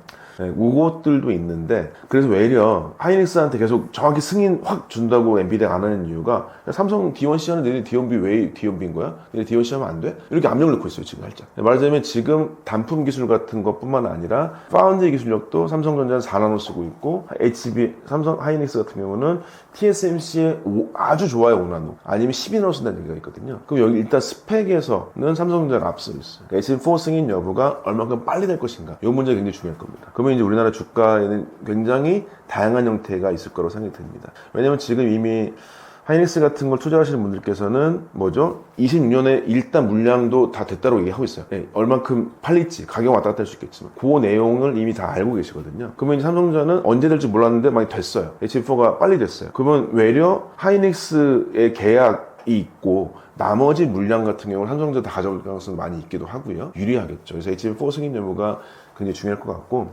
일단은 수익률 면에서는 D램 단품은 계속적으로 가격이 올라갈 것 같습니다. 플러스 좀 더해서 말씀드리게 친다면 세 번째로는 결국에는 삼성 파운드리의 매출 회복 여부라고 될 수 있을 것 같습니다. 가장 이상적인 그림은 말씀드린 대로 삼성 핸드폰에 얼만큼 들어가냐. 그러니까 이거는 장기적으로 봤을 때는 다른 회사들 걸 갖고 와야 되는데, 이거는 이제 좀 오래 걸리는 것이고요. 단기적으로 봤을 때는 삼성 파운드리나 삼성 시스템 반도체 엑시노스가 삼성의 핸드폰에 얼만큼 들어가는지 여부가 그냥 바로 찍히죠, 장부에. 그것이 되는 여부가 우리가 확인해 보실 필요가 있을 것 같습니다. 엔비디아 중심의 AI 반도체 시장이 최근 어떤 변화를 보이고 있나요?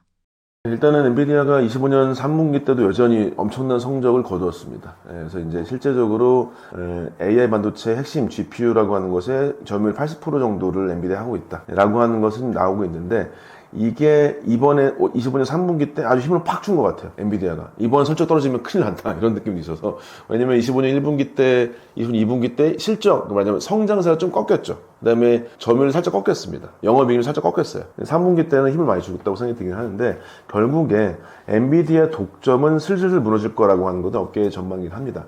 물론 내년도까지만 하더라도 엔비디아 칩을 팔아달라는 데가 여전히 세고 셌습니다. 그렇지만은 소위 엔비디아 중심의 ASSP죠. 스페셜 스탠다드 프로덕트, GPU 말고 특히 이제 구글의 TPU라고 하는 것이 펑 터졌고, 구글 TPU라고 하는 게 추론 시장이 더 중요해졌고, 게다가 가격이 싸다. 가격뿐만 아니라 토탈 코스트, 전력도 좋다. 이런 얘기가 나오고 있기도 하고, 그 다음에 아마존에서 개별칩을 만들고, 메타에서도 뭐 한다? 메타에서도 뭐 한다? GPU도 있는데 TPU도 쓸게, 뭐 이런 얘기까지 나오고 있습니다. 그래서 결론적으로 엔비디아 독점이 아주 빨리는 않겠지만 슬슬 하려고 한다 라고 하는 것도 있고, 근데 엔비디아 바보가 아니죠. 특히 AI 인퍼 시장에서 기존의 쿠다라고 하는 생태계나 NV링크나 쿠다는 소프트웨어고요. NV링크는 칩과 칩의 연결입니다. 원래 이것을 자기 GPU 끼를 하다가 지금은 에이직에도 하겠다고 문을 열어놨어요. 이것은 뭐냐, 자기 성만 쌓다가 이제는 좀 문을 열어준 거죠. 요거는 뭐 한다? 내가 더 먹을 거다. 한마디로 그거지 않습니까? 우리가 아다시피 살을 주고 뼈를 가져가려고 하는 이런 형태로서 엔비디아 전략을 갖고 있긴 하지만, 어쨌든 간에 독점은 깨질 수는 있겠다. 이런 형태. 그래서 ASSP에서 에이직으로는 조금씩 가고 있겠다. 당장은 아니겠지만 26년도 정도까지의 변화가 아주 많을까라고 하는 의문이 듭니다. 그렇더라도 예전만큼 너무 거대한 이익은 아닐 수도 있겠다. 그러면은 계속적으로 엄청난 성장세를 가져가게 된 엔비디아는 조금 부담스러울 수 있겠다라고 말씀드릴 수 있겠습니다. AI 반도체 시장이 GPU 중심에서 ASIC이나 TPU로 옮겨가는 현상은 어떤 이유 때문인가요? 네, GPU라고 하는 게 바로 ASSP, 말하자면은 얘네가 스탠다드 프로덕트라고 하는 것이 있고, ASIC은 바로 스페셜 인테그리티 서킷이죠. 이렇게 얘기해서 특별히 만든 반도체, 맞춤 반도체, 이 크게 두 가지 시장입니다. 그래서 A 반도체의 GPU를 만드는 데가 대표적으로 딱 보시면 여기 쓰고 있는 게 엔비디아가 있고 바로 AMD가 있겠죠. 그래서 여기는 둘은 여러들 싸우고 있는 상태인 것이고, 여기서 승자는 여전히 엔비디아가 있다고 볼 수 있겠습니다. ASIC 같은 게 TPU가 이제 특히 구글인 것이고, 텐서플로우 프로세서 유닛이겠죠. 그 다음에 나머지는 대부분 NPU로 불립니다. 뉴로포믹 프로세서 유닛이라고 해가지고요. 이것은 여러 회사에서 다들 자기가 만들려고 합니다. 이것은 대표적으로 탈 엔비디아 하고 싶은 형태의 욕망이 있더라라고 하는 게 말씀드릴 수 있겠고, 두 번째로는 대표적으로 GPU가 뭐가 안 좋냐, 얘네가 범용품이다 보니까 전력 손실이 굉장히 심해요. 가격도 비싸고 이것도 있는데 전력 손실이 심하다. 근데 지금은 전력 손실이 너무 큰 코스트입니다. 그래서 이제 이런 것들을 실제로 봤었을 때, 현재 TPU를 쓰고 있다고 하는 구글에서나 TPU를 쓰려고 하는 메타에서도 TPU를 썼더니 전력 사용량이 4.7배 정도 4분의 1로 줄었고 성능은 더 높아졌더라 라고 하는 얘기까지 나올 정도겠죠. 그래서 그런 것들, 단가 싸움에서도 싸기도 하고, 그 다음에가 너무나도 전력 싸움에도 있기도 하다. 이 두 가지 때문에, 그 다음에 마지막으로 탈 엔비디아 하고 싶다. 이 세 가지 측면에서는 우리가 확인해 볼 필요가 있겠고, 이건 우리나라에도 좀 확인해 볼 필요 있는 것들은, 과연 우리가 GPU 26만 장을 다 갖고 온대요. 그래서 이제 각 회사들마다 삼성전자 5만 대, 현대차 5만 대, SK 몇만 대, 국가 몇만 대 이렇게 있긴 합니다. 요것도 좋은데, 실제 서버린 AI 같은 걸 할 때 우리나라가 ASIC, 특히 NPU나 TPU 같은 거를 확인하고 국내의 반도체에서 AI 반도체를 만드는 것들도 확인되지 않을까? 그래서 우리나라가 지금 의미가 있다고 얘기했고, 엔비디아 달려온 가장 큰 이유가, 각 기업들이 ASIC을 하지 않고 각 기업들이 자기만의 AI를 가지려고 했다가 국가 단위에서 처음으로 써버린 AI를 얘기했고 실제 실행했다는 것이겠죠. 그래서 엔비디아가 어떻게든 와가지고 물론 지 물건 파공을 하지만 GPU라고 하는 걸 한국에 와서 주겠다고 하는 가장 큰 이유도 이게 봤더니 기업 시장뿐만 아니라 국가 안보로서 AI가 중요해진 걸 알고 있거든요. 이거는 기술력 차이나 이런 문제가 아니라 우리가 이게 없으면 주권이 날아가 이런 느낌 가지고 있거든요. 여기에 시장의 선점이 필요하고 이런 거의 변화 측면에서 일단은 이 GPU 중심으로 계속적으로 엔비디아가 하고 싶은 것이고 새로운 시장에서는 각 국가 단위나 이런 단위에서 ASIC 같은 걸 개발하려고 하는 것들이 있겠더라. 그래서 기업의 비용 측면과 국가의 새로운 니즈 측면에서는 여전히 AI 반도체가 시작이기 때문에 이런 것들의 다양성이 늘어나고 있다고 말씀드릴 수 있겠습니다. 미국의 AI 칩 수출 정책이 완화 강화되는 과정에서 시장에는 어떤 반응이 있었나요? 특히 AI 칩의 수출 측면에서 이번에 대표적으로 나왔던 기사가 바로 트럼프 대통령이 엔비디아의 H200 품이죠. 그래서 하퍼 200을 중국에 수출을 승인했습니다. 기존의 H20 같은 것도 수출했다가 막았었는데요. 이 측면은 무엇이냐? 미국의 AI 칩의 수출 정책이 완화되는 측면은 바로 중국에 열어놨다라고 볼 수 있겠지만 그 나머지 이상 칩들은 여전히 미국 중심의 수를 가지고 있습니다. 이 얘기는 무엇이냐면은 어떤 면에서는 엔비디아는 계속 돈 잘 벌 수가 있다고 볼 수 있겠습니다. 결국에는 H200이라고 해서 중국의 저가로 넣더라도 이것의 가격도 만만치가 않다고 볼 수가 있을 것이고요. 그래서 외려 중국이 H200의 수출을 허용해 주니까 우리 별 필요 없는데? 우리 알아서 할게 라고 해서 하웨이 칩을 쓰고 있는 것도 볼 수 있을 것 같아요. 그래서 일단은 고성능의 칩 같은 경우는 계속적으로 니즈가 있겠지만 거기를 ASIC화 하려고 하는 것들은 있을 것이다. 국가 단위로도 자기의 자생력을 높이기 위한 것들이 있고 그래서 우리나라가 1부 때 말씀드린 대로 우리나라도 결국에는 NPU라고 하는 것을 키워야 된다라고 하는 것을 가지고 있다. 그래서 26만 장 갖고 와서 쓰긴 쓰겠지만 계속적으로 소버리너티를 가질 수 있는 AI 칩을 만들려고 하고 이것은 미국이 갖고 있는 엄청난 개수의 AI 칩에 대해서 도전하거나 아니면 거기를 활용해서 또 다른 서비스를 만들려고 하는 형태의 경쟁과 협력이 된다고 볼 수가 있겠습니다. AI 반도체에 들어가는 고성능 메모리 HBM은 어떤 역할을 하나요?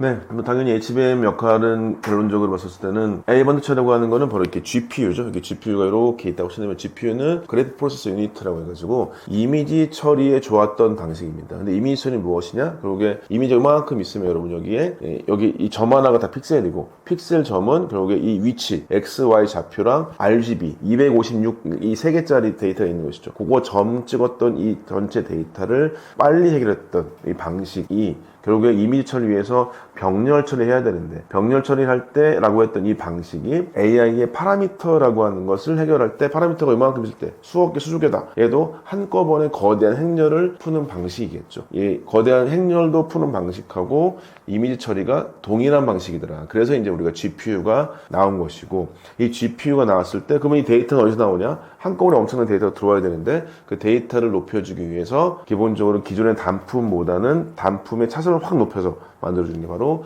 HBM이라고 볼 수가 있을 것 같고요. 이 HBM의 엄청난 결과물과 실력 같은 경우나 성능 같은 거 계속적으로 발전되고 있다고 이렇게 좀 말씀을 드릴 수가 있겠습니다. 삼성전자가 AI 반도체 시대의 경쟁력을 유지하기 위해 집중해야 할 핵심은 무엇인가요?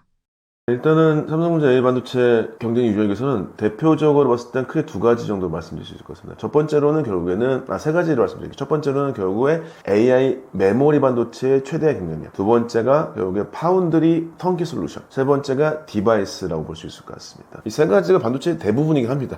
삼성전자가 이 세 가지 다 갖고 있다고 하는 거는 그동안에 제가 삼성전자 다닐 때 그때 삼성전자가 굉장히 좋을 때만 하더라도 모든 회사 중에서 이러한 포트폴리오가 없더라라고 얘기했었거든요. 근데 지금 이제 이게 삼성전자가 그동안에 이제 특히 파운드리 중심으로 했을 때 고객과 경쟁하지 않는다 때문에 굉장히 힘들었던 것도 왜 그러냐면 기존의 고객들 사이에서는 AI 반도체가 처음 딱 오다 보니까 잘하는 애들끼리 이렇게 서가지고 얘네 다 해먹어서 얘네끼리 에코시스템 만들었어요. 말하자면 엔비디아, TSM 사이닉스 이렇게 됐거든요. 근데 이런 것들에 얘네가 각기 다 먹었는데 얘네가 뭐죠? 얘네들이 거의 독점인 거예요. 그럼 다른 기업들이 주인공이 안 되어버리죠. 그럼 다른 기업들 뭐가 중요해집니까?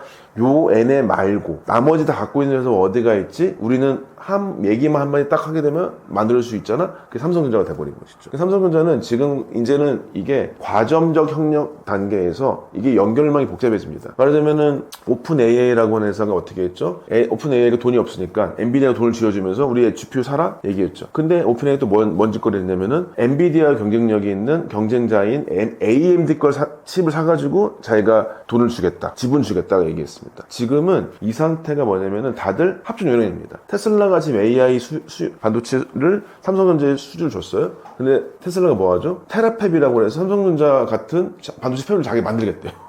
말하자면 좀 몇 년만 지나면은 테슬라 팹하고 삼성전자 팹이 경쟁할 겁니다. 삼성전자가 지금 디바이스를 갖고 있기 때문에 디바이스는 결국에는 현대차나 테슬라하고 경쟁할 수도 있습니다. 삼성전자 DX하고가요, 부문이. 근데 얘네도 다 알아요. 근데 이렇게 합종 연행하면서 각자의 플러스를 얻고 뭔가를 주면서 결국에 자기가 무언가 어디에서의 승자가 되려고 할 것입니다. 근데 거기서 첫 번째로 결국에 이런 때에서 뭐가 제일 중요하냐? 일단 내가 제일 잘하는 게 있어야 돼. 그게 하나가 뭐다? 바로 삼성전자는 메모리라고 하는 거죠. 삼성전자, 하이닉스 둘 다 마찬가지입니다. 메모리라고 하는 반도체가 있다고 하는 게 가장 크고, 두 번째가 모든 반도체들 중에서 삼성전자가 유일하게 메모리랑 시스템 반도체가 두 개 다 있다. 요거의 턴키 솔루션은 굉장히 강하겠다는 것이죠. 이 두 가지가 이제 대표적 반도체 시대에서는 경쟁력을 할 수 있을 것이고요. 세 번째가 바로 이 디바이스입니다. 삼성전자 실제로 보시면 얘기 된다면 다른 회사보다 뭐가 있느냐? 핸드폰의 강점이 분명히 있어요. 근데 핸드폰을 제외하고 나머지 예를 들면 가전이나 뭐 TV 같은 경우는 아주 좋지는 않습니다. 왜냐하면 고객들이 이제는 가전과 TV라고 하는 게 많이 필요한가 잘 모르겠어요. 말하자면 삼성전자가 그동안에 이 가전과 TV는 생각보다 여러분 핸드폰도 기계 장치가 되게 중요합니다. 이게 접어지는 것도 되게 중요하죠. 말하자면은 이 디바이스를 만드는 경쟁력이 생각보다 되게 노하우가 많이 있거든요. 이것을 잘 활용해서 피지컬 AI 시대 때 하드웨어도 만들면서도, 그러니까 반도체도 만들면서도 하드웨어까지 만들 수 있는 형태의 회사가 돼야 되겠다인 겁니다. 그래서 지금 당장의 1년 차나 항상 중요한 거는 돈 되는 캐시카우는 메모리. 그 다음에 1, 2년 뒤에는 결국에는 파운드리 경쟁력, 턴키 솔루션. 세 번째가 이걸 만들어 놓고 그 다음에 우리가 AI 인프라 넘어선 엣지 디바이스 쪽에 이쪽은 경쟁을 해야겠다. 삼성전자가 뭐 하냐면 아시겠지만은 로보틱스 회사 인수했죠. 그다음에 이제 AI 인프라긴 하겠지만은 공조회사 인수했고 이런 것들이 경쟁력이 나쁘지 않겠다고 볼 수 있겠습니다. 그래서 삼성전자 가장 이상형은 일단 매물로 돈 잘 벌면 돼요. 이거는 결정되어 있으니까. 근데 거기서 다른 모든 회사가 갖고 있지 못하는 메모리 파운드들이 같이 있고 있다는 거. 이거 살릴 필요가 있고 미래로 봤을 때는 실제로 이 디바이스를 잘 살려야겠다. 이 세 가지 삼박자라고 하는 것들을 잘 키워나가겠다고 말씀드릴 수 있겠습니다. 국내 배터리 소재 기업들이 글로벌 시장에서 확장 움직임을 보이고 있는데 어떤 의미가 있나요? 일단은 국내 배터리 소재 기업들 대표적으로 아시는 게 에코프로 쪽에 있고요. 그 다음에 포스트 퓨처 M 정도 기업들이 있습니다. 이 배터리 소재 기업들이 대표적으로 하고 있는 결론적으로는 뭐 공급망이라고 하는 안전이 되게 필요해요. 공급망 안정이 필요하고 두 번째로는 바로 이 소재, 배터리 소재도 결국에 탈중국이 되게 필요하다고 볼 수밖에 없습니다. 그러면 다른 소재가 어디 있는지 확인해 봐야 되겠죠. 그래서 이제 예를 들면은 에코프로 같은 경우는요, 인도 쪽으로 지금 손을 내밀고 있어요. 그래서 글로벌리 인도 쪽으로 해가지고 소재를 확인해서 탈중국이라고 하는 걸 하려는 것을 굉장히 보이고는 있습니다. 물론 아시겠지만은 탈중국을 당장할 수는 없습니다. 근데 이제 뭐 리튬이나 등등 확인해서 이런 어떤 소재 같은 것들이 어디에 있는지 해서 이 대부분의 에코프로나 포스코 같은 경우가 대부분 인터내셔널 같은 상사들을 많이 끼고 있긴 하거든요. 그런 회사들끼리 해서 일단은 소재의 다른 기업들, 다른 국가들을 확인을 해야 되겠다라고 볼 수 있겠고, 두 번째는 공급망 안정입니다. 결론적으로 이제 우리가 배터리 같은 사례를 어디서 봤냐면은 이번에 미국에서 한번 터졌죠. 미국의 LG 엔솔이었죠. NA솔루션 같은 경우도 모비스랑 NA솔루션 현대차 이쪽에서 구금당하지 않았습니까? 말하자면 이제 우리나라 배터리 같은 기업들이 중국에 대비했었을 때 단가 싸움이 많이 안 되는 형태다. 그러면 우리가 공급을 많이 해야 될 사이트를 많이 얻어야 될 것이고요. 중국 배터리 여전히 쓰는 곳들도 많이 있긴 하지만 대표적으로 배터리를 쓸 수 있는 미국 공장 쪽에 들어가야 되겠죠. 그래서 미국 공장에 들어갈 수 있도록 해서 미국의 공급망을 넓혀가지고 안정화하는 방식이 필요할 수 있겠다라고 볼 수 있겠습니다. 그래서 그 배터리 소재 같은 경우는 일단은 배터리 소재를 통해서 이게 AI 인프라나 AI 디바이스 쪽에 많이 활용해 줄 수 있는 미국이나 이쪽으로 해서 공급 확대하는 게 필요할 것이고, 그래서 수요처를 늘리겠다라고 하는 게 하나가 있고, 두 번째로는 만들기 위해 소재를 다양화하겠다. 리튬을 기반으로 해서 이제 중국 계속적으로 이제 주도권을 쥐고 있으니까 다른 쪽이 있을까 싶어서 인도 쪽이나 이런 쪽으로 해가지고 소재뿐만 아니라 뭐 니켈 같은 것들, 그러니까 배터리에 들어가는 물질뿐만 아니라 여기에 음극재, 양극재 같은 것들의 금속 같은 것들도 새로운 형태의 다변화가 있지 않을까라고 말씀을 좀 드릴 수가 있겠습니다. 중국이 최근 반도체 자립에 속도를 내는 이유는 무엇인가요? 네, 중국에서 반도체 굴기의 역사는 굉장히 깁니다.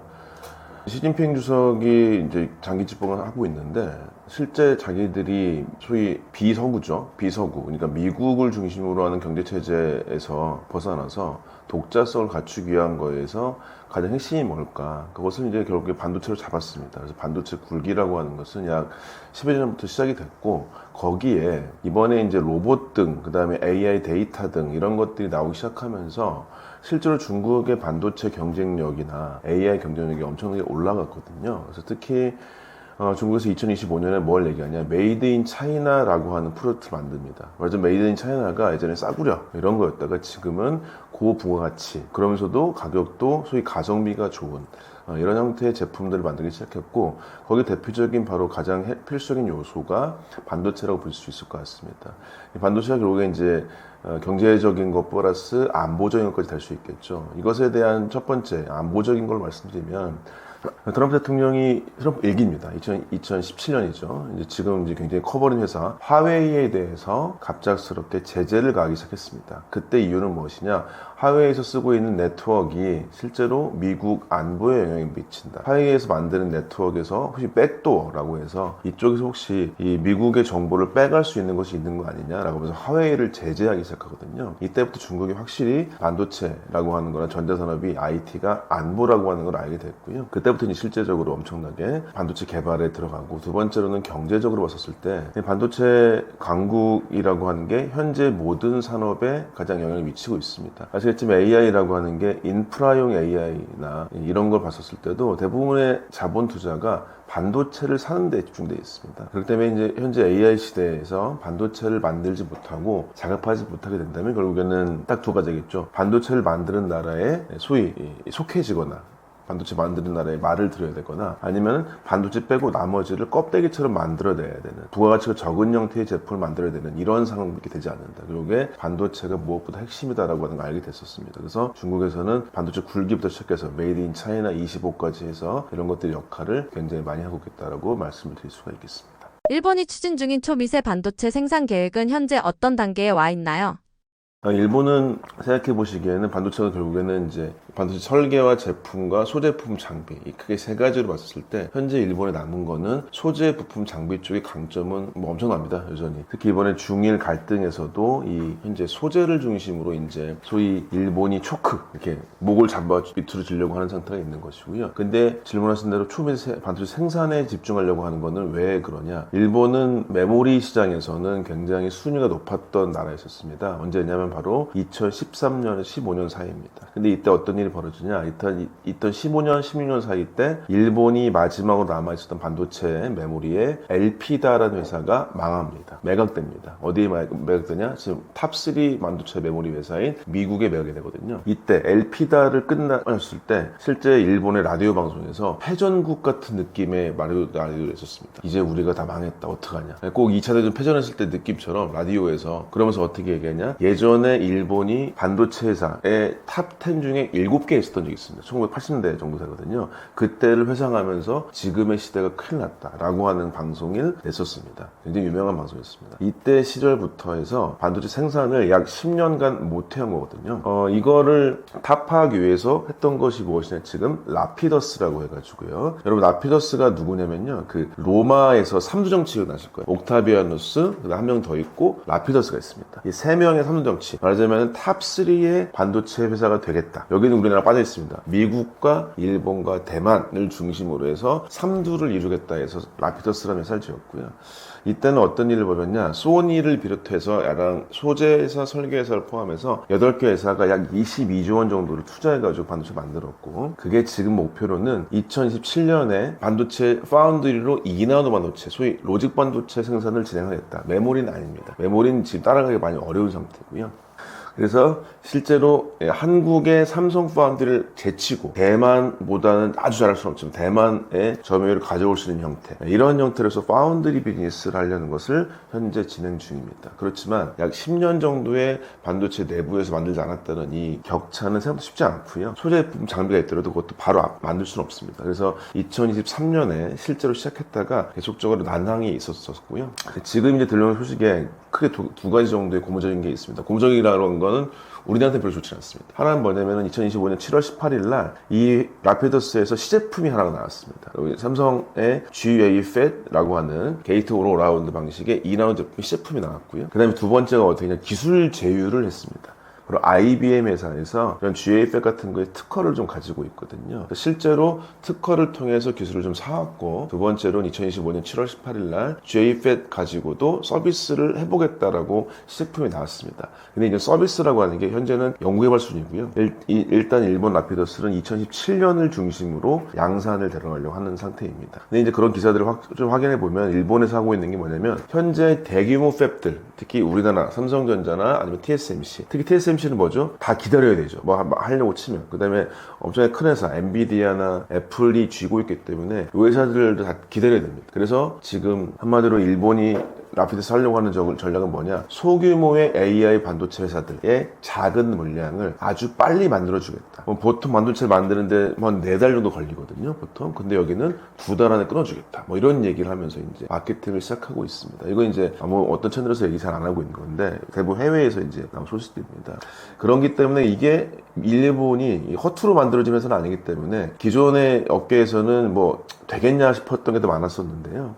실제로 일본이 아주 명확한 계획을 세웠던 건 맞는 것 같고, 그 다음에 두 번째로는 정부에서 엄청나게 지원을 하고 있습니다. 이런 것들을 필두로 해가지고 실제로 일본의 2027년 정도 때는 주목할 필요 있을 것 같습니다. 우리나라한테는 그 정도까지, 그냥 현재는 시제품 단계 정도다. 그 다음에 이제 양산화를 시키려고 하고 고객을 맞으려고 한다라고 하는 측면은 우리가 이제 시기적으로는 차이 분명히 있습니다. 그렇지만은 이 회사가 일본이 갖고 있는 거, 제품은 오랫동안 안 만들었지만 여전히 또 뭐가 남아있냐, 말씀드렸다시피 소재 부품 장비라고 하는 이 꼼꼼하고 굉장히 기술력이 높은 이런 내용들이 있거든요. 지금 일본의 장비사 중에 대표적으로 텔이라는 장비회사, 도쿄 일렉트로닉스 있습니다. 그 다음에 히타치 고쿠사이라고 그래가지고 있고요. 그 다음에 히타치라고 해서 이 회사들이 뭐냐면 주로 증착과 식각과 계측 공정을 굉장히 잘하는 회사들입니다. 여기는 탑 3 안에 들은 회사가 많죠. 그래서 이번에 뭘 샀냐, 노광 장비라고 할 수 있는 ASM 장비를 들여와가지고 6개월 만에 성공을 했습니다. 그것도 되게 어려운 일입니다. 왜냐면 미국 인텔은 실패했거든요. 장비를 사다가도 잘 안착도 못하는 거예요, 미국은 지금. 그 정도로 이제 소부장의 안정성이 있기 때문에 우리가 2026년 한 후반부부터는 일본의 도약 같은 거나 일본의 소위 절치부심을 좀 볼 필요는 있겠다라고 볼 수가 있고, 그래서 일본도 결국에는 중국처럼 반도체 놓칠 수가 없는 겁니다, 지금. 반도체를 사그라지게 되면은 한마디로 껍데기 만들든지 아니면 속국이 돼버린다. 이런 형태의 절체절명 위기에 있어서 이건 우리한테 굉장히 위협이 될 수 있겠다라고 말씀드릴 수 있겠습니다. 중국의 자체 AI 칩 개발 확대가 한국 반도체 산업에 어떤 흐름을 만들고 있나요? 네, 결국에는 반도체 칩 자체 개발을 중국이 했다는 것은 많이 나왔고요. 특히 이번에도 어저께 바로 기사 나왔죠. 트럼프 대통령이 H200, 그러니까 엔비디아 칩에서 하퍼 200이라고 하는 꽤나 고성능, 고성능이라고 보셔야 된다면 우리 모델로 봤을 때는 하퍼, 블랙웰, 그다음에 루빈이라는 세 세대가 있어요. 그래서 이제 지금 많이 팔리고 있는 게 바로 B100, B200이라고 하는 블랙웰 100, 블랙웰 200이라고 하는 게 이제 많이 팔리고 있고, 그 앞 세대가 바로 H200이라고 하는 허퍼 200입니다. 근데 이번에 미국이 엔비디아 얘기를 잘 들어서 중국으로 팔아도 돼? 근데 중국이 뭐라 그랬냐면 외려 우리 그거 별로 없어도 되는데? 이런 얘기를 했습니다. 왜 그러냐면 화웨이 칩이 생각보다 성공적이다. B100이나 B200 수준은 아닌데 H200 정도 수준은 되는 것 같아. 라는 것이 얘기가 됐고요. 실제로 성능이 만만치가 않습니다. 그렇다고 치면 AI 칩에 우리가 항상 말씀드린 대로 설계와 제품과 소부장이 있다고 친다면 설계상에서 하웨이 칩은 만만한 상대가 아니고 외려 우리보다 앞서는 게 사실입니다. 지금 우리나라 같은 경우는 AI 칩 같은 거에 성공을 많이 못했어요. 실제로 이제 삼성 파운드리 말고 삼성 시스템 반도체는 주로 어디에 집중했냐면은 삼성의 핸드폰용 AP 쪽에 집중되는 경우가 많고, AI 반도체를 만들어주기 위해서 어떤 거였냐면 2년 정도 전에 했던 게 뭐죠? 네이버와 마와 원 프로젝트에서 칩이 나왔는데 그때 소위 이제 협력 관계가 잘 안 돼서 이렇게 부러져 안 됐습니다. 그다음에 요즘에 결국에 스타트업 중에서 퓨리오사, 리벨리온 이런 회사들이 이제 커져가고 있고, 이제 특히 리벨리온 같은 경우는 1조가 넘었기 때문에 이제 유니콘이 되기도 했죠. 그렇지만 어쨌든 간에 생태계상에서의 아주 상위 단계 레벨은 아니라고 볼 수 있습니다. 기술력을 말씀드린 것도 기술력도 있겠지만 기본적으로 뭐다? 마켓에서 전체 AI 마켓에서 얼만큼의가 위치가 좋으냐라고 하는 건데, 엔비디아를 제외하고 주로 NPU나 TPU를 만들었을 때 화웨이는 NPU라고 하는 맞춤형 반도체로서 이미 중국에 소비가 되고 있다는 것이죠. 그렇기 때문에 생산력, 기술력이 만만치 않다. 근데 여기에는 우리나라는 나쁘지 않습니다. 그러니까 설계는 언제나 경쟁해야 됩니다. 리벨리온이나 삼성에 있는 뭐 퓨리오사 어디든 간에 여기는 AI 반도체라고 하는 에이직 레벨이죠. 우리가 말씀드렸다시피 스페셜 인테그레이트 서킷입니다. 맞춤형 반도체. 이거는 항상 경쟁해야 됩니다. 어쩔 수 없습니다. 살아남아야 되는 것이고, 그 다음에 우리나라가 중국 쪽에 AI 반도체가 들어간다. 당연히 여기 뭐가 들어가죠? D램과 낸드가 무조건 들어갑니다. 정확히 D램의 HBM이나 D램의 단품이 하웨이 칩이라고 해서 AI 칩에 들어갈 것이고요. 그다음에 거기에 서버를 만들어주기 위해서는 낸드가 필요할 수밖에 없겠습니다. 그렇기 때문에 우리나라의 마켓을 확대하는 데 나쁘지 않겠다라고 볼 수도 있겠지만, AI 반도체에서 중국에 만들어줄 때 여기에 삼성의 반도체를 많이 쓸 것이냐, 아니면 자기 내부적으로 창신 메모리, 양지 메모리, 얘기하면 CXMT가 창신인데요. 여기가 D램인 것이고요. YMTC라고 하는 양지 메모리, 여기가 낸드입니다. 여기를 더 많이 쓰고 있느냐. 지금 기술적으로는 삼성과 하이닉스가 보통 두세대 이상 앞서 있거든요. 요거를 어떻게 적절히 쓸지는 모르겠지만 일단 기본적으로는 우리나라의 마켓은 늘어날 수 있겠다라고 말씀드릴 수 있겠고, 좀 더 전략적으로 들어가서 친다면 지금 이제 일본이 중국하고 결투를 하려고 합니다. 지금 이럴 때 우리가 소재, 부품, 장비라고 하는 것에 빈틈을 최대한으로 짚고 들어가는 게 어떨까라고 하는 것 쪽으로 생각해서 실제로 소부장 경쟁력을 중국과 협력을 통해서, 왜냐하면 지금은 협력을 해가지고 혹시 중국 기술 빼가면 어떡해요?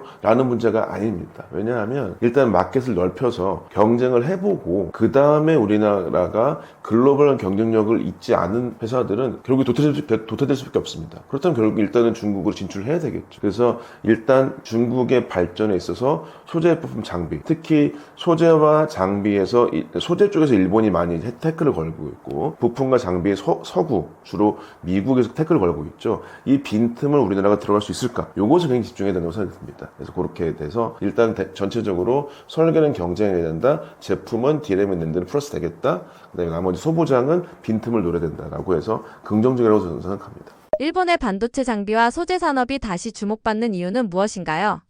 네, 일본의 반도체의 소재 부품 장비 굉장히 경쟁력이 좋은데, 특히 왜 그러냐? 반도체가 점점 줄어들고요. 미세화된다는 거는 웨이퍼 공정 내에서 미세화되는 게 있습니다. 여기서는 특히 장비나 소재 쪽으로 중요하고, 여기서 대표적으로 소재로 보자면 PR이라고 하는 감광액, 그 다음에 프리커서라고 해서 전구체라고 하는 게 있습니다. 이게 노광 공정과 증착 공정에서 굉장히 고가의 소재입니다. 보통 여러분 2리터 산도수 한 병에 소재가 비싼 거니 8천만 원까지 합니다. 보통 2천만 원 정도 하거든요. 이만한 병 하나가. 그 정도로 아주 고가입니다. 근데 거기에 절반 이상을, 특히 어느 회사냐, 반도체 PR이라는 회사는 JSR이라는 회사가 대부분 잘하고요. 그 다음에 프리커서라고 하는 전구체는 일본의 아데카라는 회사가 굉장히 잘합니다. 이 두 회사는 일본의 수출 규제, 우리나라 2019년에 있을 때 JSR은 일본의 수출 규제를 제대로 맞아가지고 이 회사가 굉장히 힘들었었어요. 그래서 우리나라는 어떻게 했냐, JSR에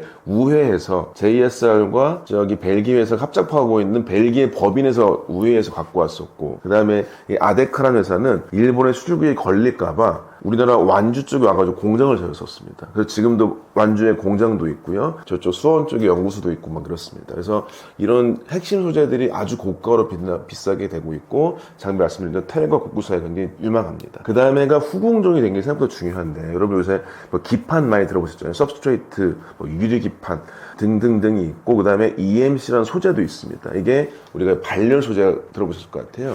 이 발열 소재는 엄청나게 경쟁력이 셉니다. 우리가 일본과 회사, 일본 회사인 나믹스라는 회사와 SK 하이닉스가 만든 게 바로 MR 머프라고 해서 발열이 좋다는 소재. 거기도 일본 회사랑 만든 거고, 한국도, 우리나라 삼성도 좀 더 나아지고 있긴 하지만, 통상적으로 뭐, TCNCF라고 하는 소재, 여기도 일본의 레조낙이라는 회사와 얼라이 맺은 겁니다. 그 정도로 일본의 EMC는 너무 강해요. 기판도 너무 강합니다. 말하자면, 소재 산업은 너무 크게 쥐고 있다. 말하자면, 반도체 제품이 미세화가 된다? 그럼 이걸 가공하기 위한 장비가 너무 중요하다? 그런데 이거 말고도 얘를 만들려고 치니까 좁아지니까 소재가 더 좋아져야 돼요. 금속은 더 금속처럼, 아니면은 실제로 저련체는 더 저련체처럼. 그러니까 엄청나게 소재가 중요해지기 때문에 일본이 갖고 있는 소재의 경쟁력은 모든 반도체 업계에서는 가장 중요할 수밖에 없어서, 그래서 물론 이거를 국산화를 하고도 싶지만 실제로 우리나라가 그 일본 수출 규제 때 2019년 수출 규제 맞고 나서 2021년에 PR 회사인 동시세미캠이 EUV용 PR이라고 하는 고급 부가치를 만들었거든요. 근데 지금 그게 매출이 좋진 않아요. 왜냐면은 이번에 우리 국가회의에서도 어저께 AI 반도체에서 국가회의가 나왔는데도 소재가 유사한 형태의 일본만큼을 만들 수 있더라도 이게 혹시 문제 있는 거 아니야 하면서 삼성 하이닉스 잘 안 씁니다. 실제로. 그 매출이 좋지 않아요. 생각보다. 2023년도에 SK 하이닉스의 자회사라고 할 수 있는 SK 머티리얼스의 퍼포먼스라는 회사에서 EUVPR도 만들었는데요. 그게 아주 획기적으로 기술력이 좋지는 또 않습니다. 그래서 여전히 90% 이상의 PR을 일본에 계속 의탁하고 있는 상황입니다. 마찬가지로 일본에 이 소재가 없으면 아무리 설계를 잘해도 만들 수가 없거든요. 그렇기 때문에 일본한테는 계속적으로 우리가 협상력이라고 하는 거에 있어서 만만치 않은 게 있고, 일본의 아주 핵심 소재라고 하는 거는 여전히 반도체 산업의 필수라고 말씀드릴 수가 있겠습니다. 그러니까 소재 정밀이라고 하는 게 한마디로 얘기해서 수율입니다. 그러니까 얼만큼 순도가 좋으냐. 그러니까 같은 가스를 만들어도 이게 보통 우리가 5-9이라 그래요. 5-9이, 그러니까 5-9이 뭐냐면 9가 9개입니다. 순도가 99.99가 소수점 7개에서 99.999999 한 게 5-9. 보통 이게 말하자면 100이 있으면 100만이 있으면 그 중에 하나만 불순물이고 나머지가 다 순물질이거든요. 그 다음에 핵심 소재는 9까지 봅니다. 12-9. 그러니까 99.999999가 뒤에가 10개라는 거죠. 이 정도까지 아주 순도가 높은 소재를 만드는 것은 일본이 너무 레시피를 많이 갖고 있고, 실제 일본 소재사들이랑 얘기하면요, 거기는 그 고객 맞춤형 부서도 없어요. 그러니까 우리 이런 제품 팔아도 없어요. 우리가 그냥 드릴게 라고 해서 그럼 다 받아가겠습니다 이럽니다. 실제로 그 정도로 거기는 소재사 하나가 직원도 몇 명 없어요. 마케팅 할 필요도 없어요. 왜냐면 거기가 만들고 있는 레시피가 제일 좋으니까. 상용도 안 해요. 거기는 그런 회사들이 굉장히 많이 있어요. 그냥 어디 저기 뭐 촌에서 그냥 공장 하나 있는 것 같아요. 근데 그 회사가 전 세계에 소재생이 몇 개를 갖고 있고 그렇습니다. 그래서 만만치가 않습니다. 그러니까 우리나라도 소재 산업은 육성해야 되는 가장 큰 이유는 뭐 같이 또 얘기하겠지만은 이 레시피 하나만 잘 만들고 요거만 아주 잘 짜놓으면은 정말 끝없이 돈을 벌 수가 있는 산업이고, 그것은 우리나라가 부품과 장비를 만드는 것보다는 제가 봤을 때 유리하다고 봅니다. 중일 기술 경쟁이 심해질수록 한국 반도체 산업이 겪게 될 위험 요소는 무엇인가요? 일단은 중일 경쟁이 심해졌을 때는 우리나라의 반도체의 가장 위험 요소는 무엇이냐, 얘네들이 벽을 높이 쳐서 우리나라의 가장 잘하는 제품 메모리를 자기 독자적으로 만들지 않을까라고 하는 것의 위험은 분명히 있습니다. 두 번째로는 얘네들이 가장 강력하다고 할 수 있는 자원은 무엇일까. 첫 번째로 중국은 반도체 산업의 소재하고 연관된 게, 얘네가 중국이 부품과 장비에 많이 쓰이는 히토류를 갖고 있어요. 그러니까 저희가 우리 방송에서도 몇 번 말씀드렸지만은 중국 히토류가 결국엔 어디에 많이 쓰이냐, 강력한 자석이나 아주 단단한 물질입니다. 강력한 자석이 어디 쓰이냐, 바로 여러분 딱 보셔도 장비 중에서 자력을 되게 많이 써요. 전자기력에서. 그럼 거기에 쓰여지는 장비의 내부에 들어간 히토류의 아주 많은 것이 중국에 있습니다. 말하자면 여기가 전자제품이나 전자기기나 아니면 장비의 자력에 관련되어 있다. 전자가 많이 있으면 그렇다. 전자가 많이 해서 화학 반응한 다음에는 애가 굉장히 단단하겠죠. 그래서 뭐 세라믹이라든지 뭐 연마제라든지 아주 단단한 코팅 처리라든지 이런 거에 부품에 아주 강력한 소재입니다. 여기를 틀어줄 수 있어요. 중국은. 말하자면 부품과 장비라고 하는 단가가 올라갈 수 있습니다. 마찬가지로 소재를 막아요. 일본이. 그러면 소재나 부품과 장비 만들 때 여기가 단가가 올라갈 수 있습니다. 그래서 소부장에 있어서의 비용 문제가 우리나라가 늘어날 수 있겠다라고 말씀드릴 수 있겠습니다. 첫 번째는 그래서 우리나라가 제일 잘하는 메모리에 대해서 얘네들이 혹시라도 독자적인 경쟁력이라고 하는 것들을 가지고 있는 건 아닐까? 근데 이쪽에 대해서 위험성이 있겠다. 그렇지만 중일이 지금 반목됐기 때문에 우리나라는 유리합니다. 일단은. 두 번째로는 소재 부품 장비는 얘네들이 소위 관세를 규제를 하면서 이 규제가 우리나라한테 올 경우는 어떻게 된다? 얘네들의 비용이 올라갈 수 있겠다. 그래서 우리나라의 생산 단가가 올라갈 수 있겠다라고 볼 수 있겠지만 당연스럽게 이거의 반대편 뭐가 있을까요? 그러면은 중국에서 일본의 소재 못 사니까 우리나라에 도움되는 게 뭐가 있을까? 이런 것들을 같이 고민해 볼 수 있겠다. 그래서 이런 양날의 검에서 우리나라가 제일 잘하는 메모리라고 하는 거에 대해서 경쟁력이 어떻게 될까의 문제와 우리나라가 꼭 필요한 소부장이라고 하는 것에 벽이 있을 때 이걸 어떻게 벽을 돌파할 것인가 문제라고 하는 것 두 가지가 다 있다고 말씀드릴 수가 있겠습니다. 한국 이중 1 경쟁 구도 속에서 균형을 잡기 위한 현실적 전략은 무엇인가요? 일단은 중일 경쟁 구도가 결론적으로 미국도 마찬가지지만 반도체 산업이 이제 국가 산업이라는 얘기가 된다는 것입니다. 중국도 메이드 인 차이나 25 전략과 반도체 굴기도 있었고요. 일본도 지금 핵심 소재나 장비는요. 일본 외무성에서 수출할 때도 그걸 승인받아야 됩니다. 말하자면 이게 국가 자산화가 되어버렸어요. 어저께도 우리나라가 1시간 20분 넘게 국가기관, 뭐 대통령실, 기재부, 산자부, 그 다음에 뭐 학계 나왔고, 삼성전자 하이닉스 사장도 다 나왔어요. 그래가지고 반도체 전략회의를 해가지고요. 어떻게 전략을 했냐면, 결국에 국가, 그 다음에 뭐 회사, 그 다음에 소위 학계 이렇게 돼가지고 우리나라가 반도체 넘버 2가 되겠다는 목표를 세웠습니다. 그래서 원래는 지난 정부에서 5년간 360조 원 정도 투자하겠다고 하는 것을 2배로 늘렸어요. 700조까지 늘렸고요. 그 다음에 대표적인 전략은 결국에는 메모리 반도체에 굉장히 강화하겠다. 그 다음에 두 번째로는 당연스럽게 이제는 NPU를 기반으로, 그러니까 ASIC 반도체죠. ASIC 반도체를 강화하겠다. 시스템 반도체 강화라고 하는 게 아주 대표적으로 나왔고요. 그 다음에가 인력 양성의 서플라이 체인을 강화하겠다라고 하는 게 있었고, 세 번째가 바로 소부장 생태계를 강화하겠다. 이 네 가지라고 해서 4S 전략이 나왔습니다. 그래서 요거를 한번 보시면 좋을 것 같고, 여기서 조금 더 디테일하게 한 번만 더 말씀드리면 그 중에서 특히 우리 요즘에 뭐 지역 발전도 되게 많이 나오는데요. 그래서 부산과 광주와 구미를 거점으로 해가지고 AI 반도체 설계하고 AI 데이터 센터 전력 공급 이쪽에 대해서 굉장히 집중하기로 했습니다. 그래서 그거에 대해서 수혜되거나 이런 것들이 뭐가 있는지 한번 보시면 좋을 것 같아서 일단은 우리나라도 가장 잘하는 거 메모리는 중점 주겠다. 근데 이거는 포기할 수 없는 NPU를 비롯한 시스템 반도체 쪽에 패밀리스 설계는 키워주겠다. 무조건 키우겠다. 그러면 이제 우리나라 시스템 반도체도 있겠지만은 스타트업들 많이 있겠죠. 이 회사들 많이 있을 겁니다. 그 다음에가 인력 양성 많이 하겠다.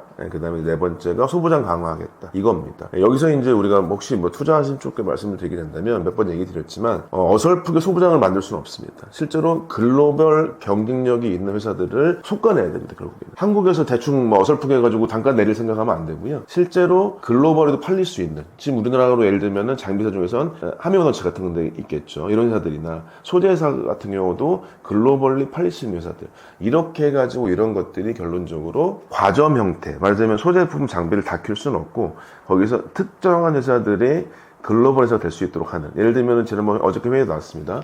반도체 업계 1등인 어플라이드 머티리얼은요, 시가총액이 삼성만큼 돼요. 500조 원 이상 막 됩니다.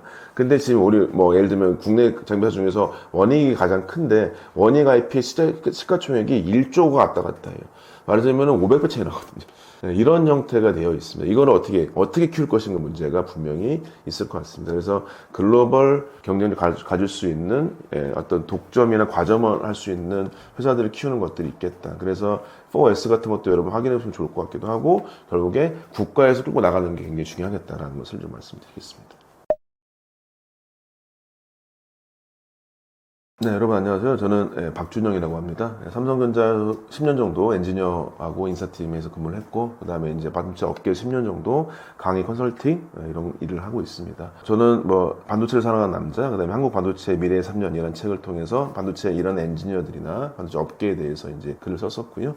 그 다음에 대표적으로 한반도라고 해서 한국 반도체 도전이라고 해서 반도체 컨설팅, 엔지니어 양성, 기술 자문 같은 것들에 대해서 일을 하고 있습니다. 그래서 여러분 만나서 반갑게 됐고, 그 다음에 이 반도체 산업이라고 하는 게 국가 산업이기도 하고요. 그 다음에 이제 기업들도 유일하게 중국보다 앞서 있는 경쟁력이 있다라고 하는 산업이기 때문에 여러분께서도 투자나 뭐 기술 쪽에 관련이나 아니 여러 가지 정보 취득에 있어서 도움 되시길 바라겠습니다. 감사합니다.